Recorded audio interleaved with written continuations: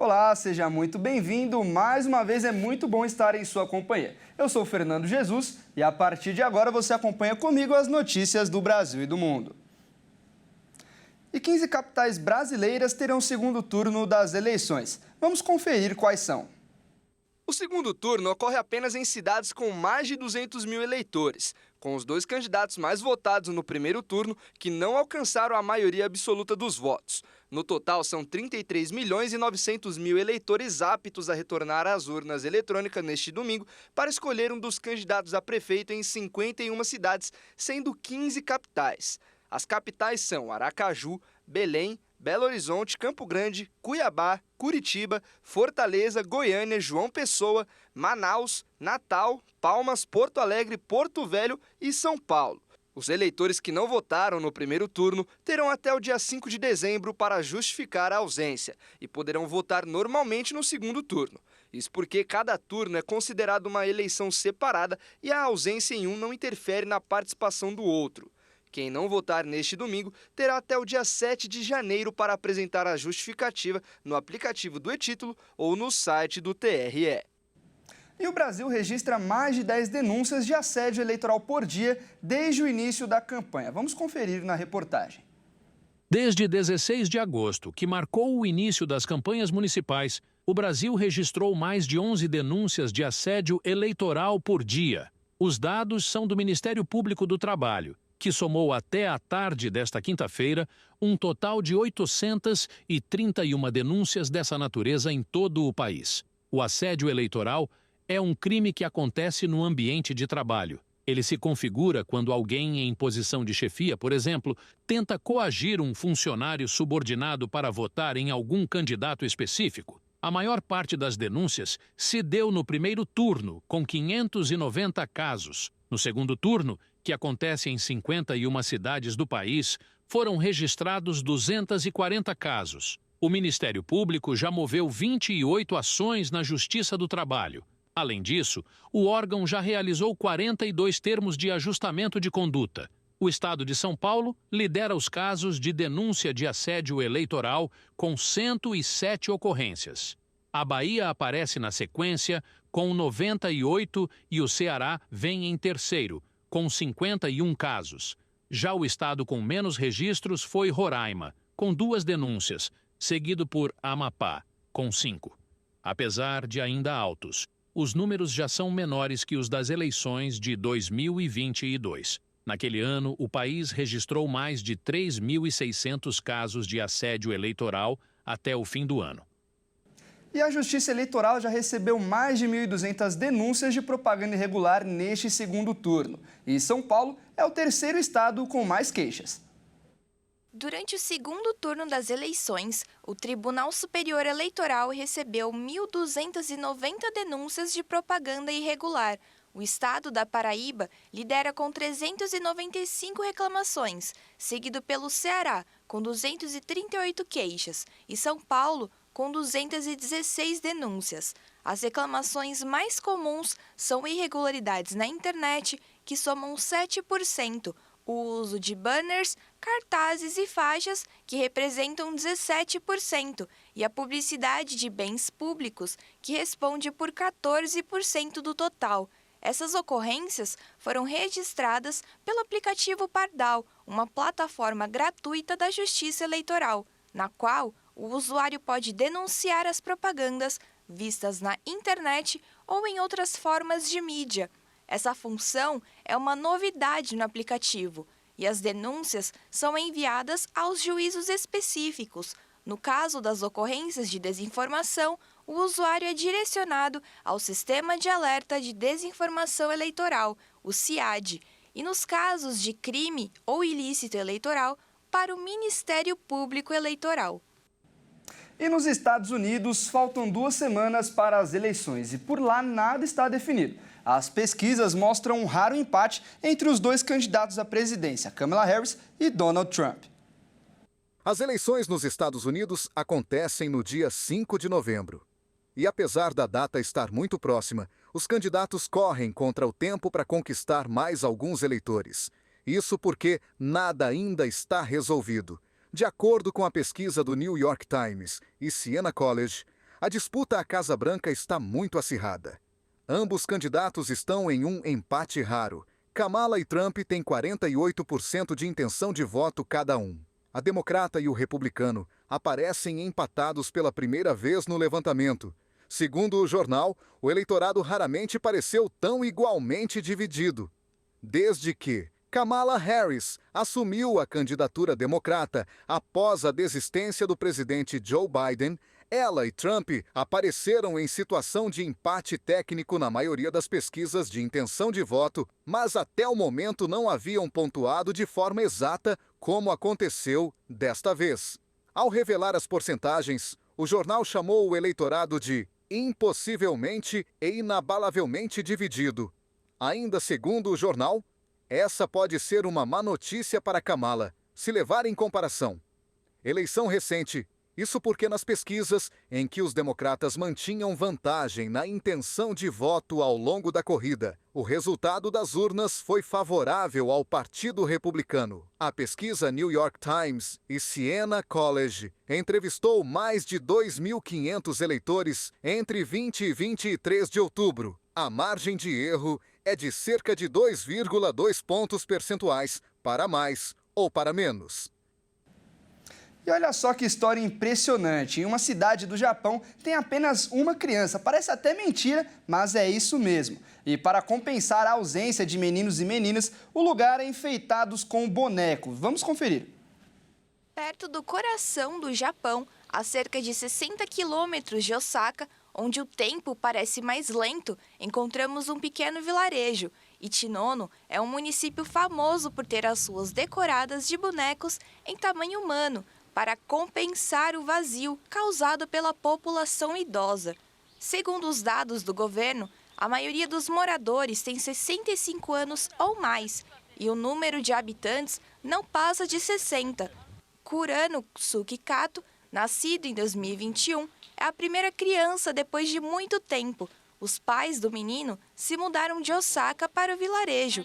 O casal trocou a vida urbana pelo campo por conta da pandemia, após conseguirem maior flexibilidade no trabalho. O menino é considerado o orgulho da cidade pelo prefeito e é mimado pelos moradores. Os pais afirmaram que preferem que a criança cresça em uma comunidade como Ichinono, em vez de um apartamento. A região chegou a ficar num período de 20 anos sem nascimentos. Alguns moradores temiam ficar presos à cidade, nunca se casar ou ter filhos, então foram embora. O cultivo de arroz e a destilação de saquê, bebida alcoólica tradicional do país, mantiveram a economia no local. O novo primeiro-ministro classificou a baixa taxa de natalidade como uma emergência silenciosa. Uma das prioridades do governo é incentivar mais nascimentos, principalmente nas zonas rurais. O Japão tem a segunda população com idade mais avançada do mundo, depois de Mônaco. O governo continua buscando medidas para combater o colapso. Estima-se que a população caia de 125 milhões para 87 milhões até 2070. E uma cena comovente chamou a atenção nas redes sociais. Um motorista passou mal enquanto dirigiu seu carro e ele teve uma crise de hipoglicemia, mas acabou sendo ajudado por um motociclista. Vamos ver.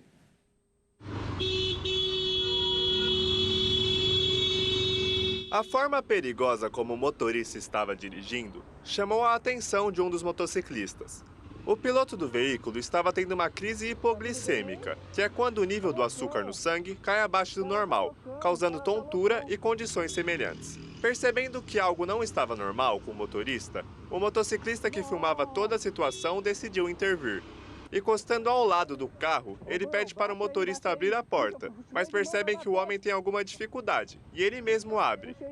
Ao ver que o dono do carro estava realmente com problemas, outros motociclistas se aproximam e também tentam ajudar.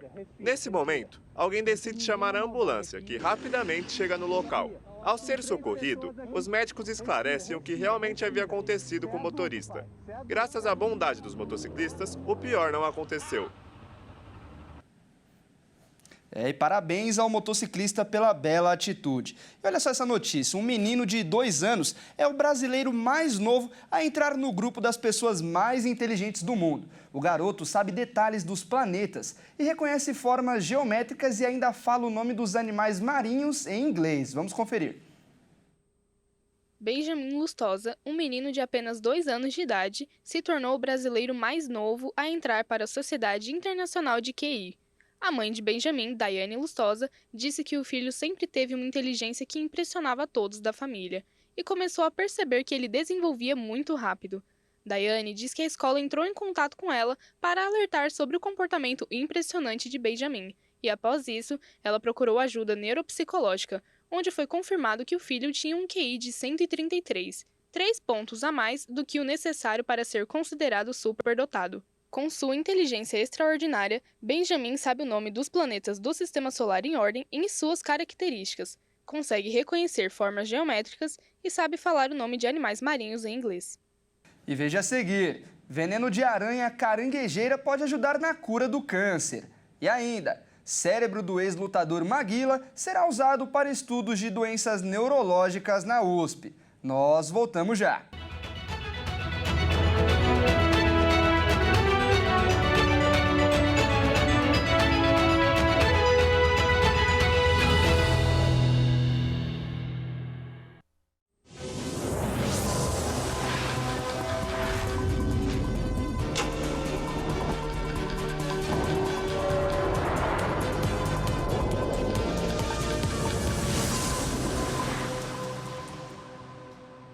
Mais uma vez, seja muito bem-vindo. Nós estamos de volta com o segundo bloco com mais notícias do Brasil e do mundo.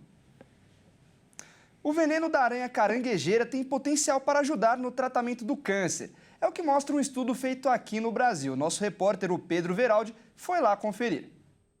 Em uma lista de animais mais temidos, com certeza as aranhas estão no topo dessa relação. Mas o que ninguém imagina é que o aracnídeo de 8 patas tem uma substância que pode ajudar a salvar vidas. O Instituto Butantan, junto com o Hospital Albert Einstein, identificou uma molécula que está presente no veneno da aranha caranguejeira e ela tem o potencial de eliminar células cancerígenas.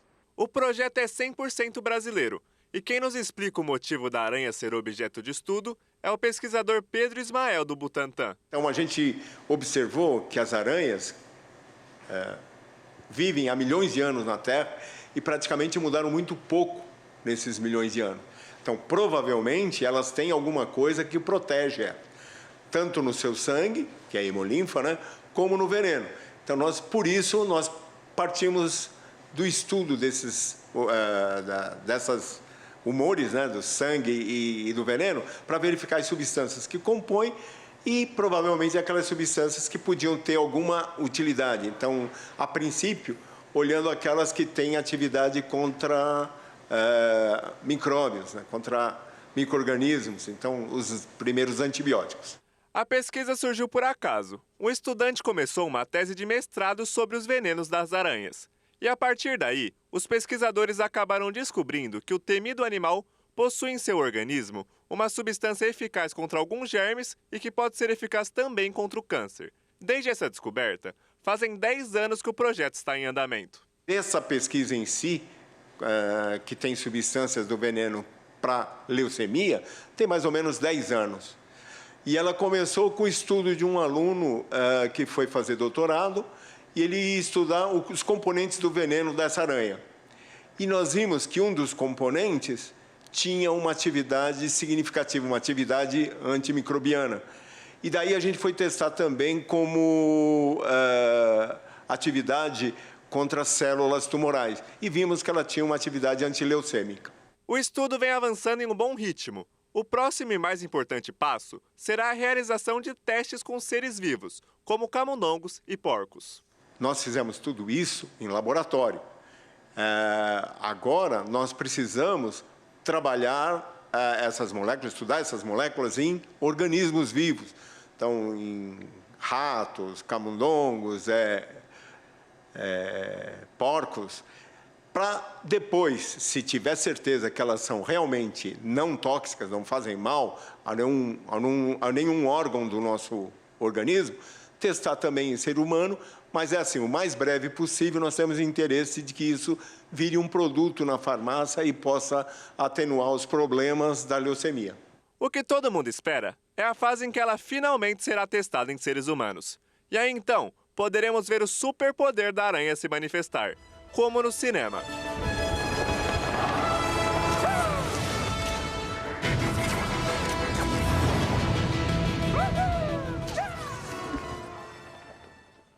E o Pedro esteve lá no Instituto Butantan e fez essa bela matéria e agora está aqui ao meu lado para falar de esportes. Boa tarde, Pedro, seja muito bem-vindo. Boa tarde, Fernando, e a todos que nos assistem.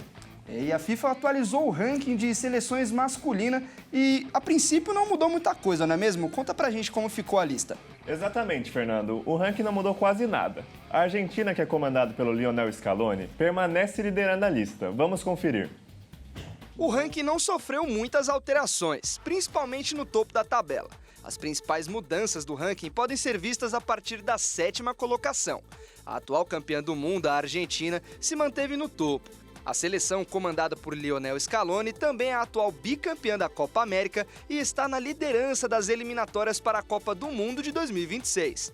As seleções finalistas da Eurocopa puxam a lista e completam o pódio. Vamos conferir como ficou o ranking. Com 1.883,5 pontos está a Argentina na liderança. A França vem na sequência com 1.859,85 pontos. E na terceira colocação vem a Espanha com 1.844,33 pontos. Em quarto está a seleção da Inglaterra com 1.807,83 pontos e fechando o top 5 a seleção brasileira com 1.784,37 pontos. Na sexta posição vem os belgas, com 1.761,27 pontos. A seleção portuguesa está com 1.755,68 pontos e saltou para a 7ª colocação. Em oitavo lugar vem a Laranja Mecânica. Os holandeses têm 1.748,24 pontos. A Itália também subiu uma posição e agora ocupa o 9º lugar do ranking, com 1.729,4 pontos. E fechando o top 10, a Colômbia com 1.724,37 pontos.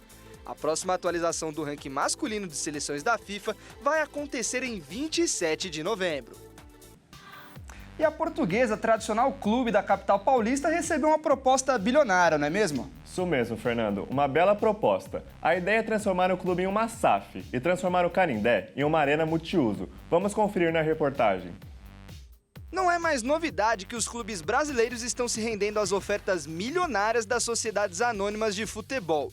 As famosas SAFs têm sido muitas vezes a última esperança de clubes que enfrentam dificuldades financeiras, como foi o caso do Botafogo, que vendeu quase a metade de suas ações ao empresário John Textor, e hoje figura entre as maiores potências do futebol brasileiro. Vislumbrando o mesmo caminho, a Portuguesa, um clube tradicional de 104 anos da capital de São Paulo, tem na mesa uma proposta de R$1 bilhão, feita pela Tauá Futebol e a XP Investimentos. O projeto apresentado tem como plano utilizar esse dinheiro para trazer reforços ao time, quitar as dívidas e também transformar o estádio do clube, o Canindé, em uma arena multiuso. A Lusa, que já foi campeã do Campeonato Paulista, está atualmente em busca do seu retorno aos campeonatos nacionais. Hoje o clube disputa apenas a Série A1 do Paulistão e a Copa Paulista. E caso seja campeão da Copa Paulista, o time pode retornar à Série D do Brasileirão e tentará fazer o caminho reverso até o topo, onde a torcida sempre foi acostumada a estar. E a cerimônia do prêmio Bola de Ouro está chegando e o prêmio é bastante valioso, não é mesmo? Exatamente, Fernando. O troféu é bastante valioso, mas não é só pela sua importância. E tem grandes nomes do futebol mundial na disputa, como Vinícius Júnior e Bellingham. Para muitos, o troféu Bola de Ouro é uma premiação de valor inestimável, mas é possível calcular o preço com base no valor dos itens de joalheria utilizados na confecção do troféu. A base e a bola juntas medem 31 centímetros de altura, 23 centímetros de largura e pesa 7 quilos. Ele é banhado a ouro e contém cerca de 5 quilos de ouro de 18 quilates. O prêmio também é feito por placas de latão e um material parecido com o ouro, chamado de ouro de tolo. Esse nome é justamente pela sua aparência semelhante ao ouro, mas é bem menos valioso. Juntando todos esses materiais, é possível estimar que o troféu custe cerca de 3 mil euros, o que equivale a 18 milhões e 500 mil reais. Porém, esse valor aumenta quando é considerado o valor de prestígio da premiação, podendo chegar aos 500 mil euros, que equivale a quase 3 milhões de reais. Grandes nomes estão na disputa do Ballon d'Or deste ano, como Jude Bellingham, Vini Júnior, Haaland, Rodri, Valverde e Toni Kroos. O prêmio será entregue na cerimônia que acontece na próxima segunda-feira, às 16 horas. E o cérebro do ex-boxeador Maguila, que faleceu na última quinta-feira, será doado para estudos. Conta pra gente, Pedro. O cérebro do ex-lutador será usado para estudos sobre doenças neurológicas. O estudo é feito pela USP, que já recebeu o cérebro de Maguila. Vamos conferir. O procedimento foi feito após o velório do boxeador. Agora, o órgão está no único banco nacional feito para estudar doenças neurológicas no Brasil, que pertence à Universidade de São Paulo, a USP. O boxeador sofria com encefalopatia traumática crônica, um problema que acontece quando a pessoa recebe muitas batidas na cabeça, como é o caso de um lutador de boxe, que durante a carreira leva muitos murros. Agora esse estrago que foi causado será objeto de estudo. A viúva do boxeador confirmou a doação do órgão em entrevista coletiva. A encefalopatia traumática crônica faz 18 anos que o Maguila está doente, né? E por conta disso a gente resolveu até em vida mesmo a doação do cérebro dele. Foi feita isso ontem. Maguila não é o único ídolo brasileiro que teve o cérebro doado para estudos. O boxeador Herder Joffre e o capitão da primeira conquista da Copa do Mundo do Brasil, Bellini, também foram diagnosticados com encefalopatia crônica e tiveram os órgãos doados para a USP. Tá certo, Pedro. Muito obrigado pela participação e pelas notícias. Um ótimo fim de semana para você. Muito obrigado, Fernando. Um ótimo final de semana. Grande abraço.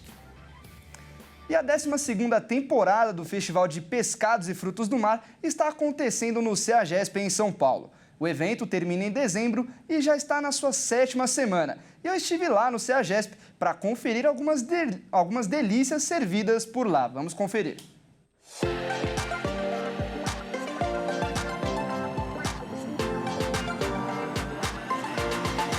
A 12ª temporada do Festival de Pescados e Frutos do Mar acontece aqui no Espaço Gastronômico do CEAGESP, localizado na zona oeste da cidade de São Paulo. E olha só quantas delícias nós temos por aqui. O horário de funcionamento é de quarta a domingo. Às quartas, quintas e sextas-feiras, o horário é das 18 às 23h30, servindo somente o jantar. Aos sábados, funciona a partir das 12 horas até as 23h30, servindo almoço e jantar. E aos domingos, abre das 12 horas até as 17 horas, servindo somente o almoço. Viu só a grande variedade gastronômica que temos aqui no festival? E você sabe quais são as principais atrações e novidades aqui nessa 12ª temporada do Festival de Pescados e Frutos do Mar? Vamos juntos descobrir.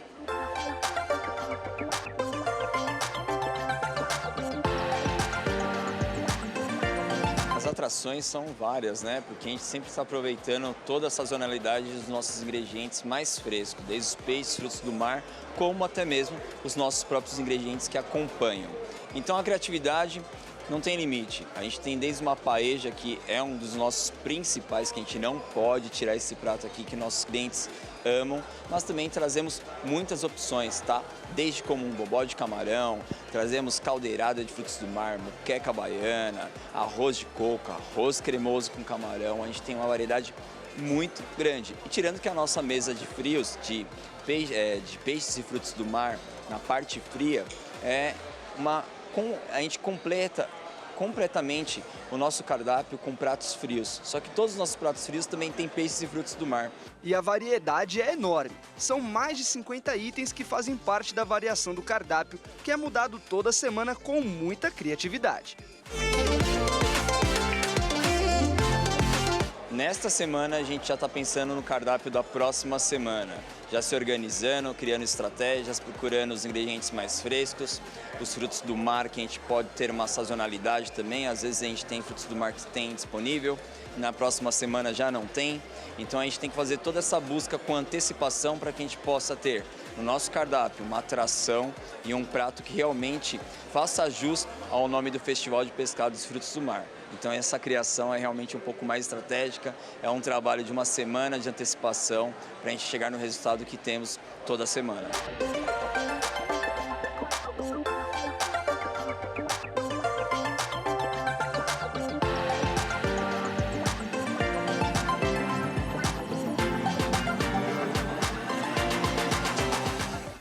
E essa edição fica por aqui. Eu agradeço demais a sua companhia. Continue ligado na nossa programação. E eu te faço um convite. Amanhã, a partir das 17h25, a nossa equipe estará fazendo a cobertura completa do segundo turno das eleições municipais. Ótimo fim de semana e até mais!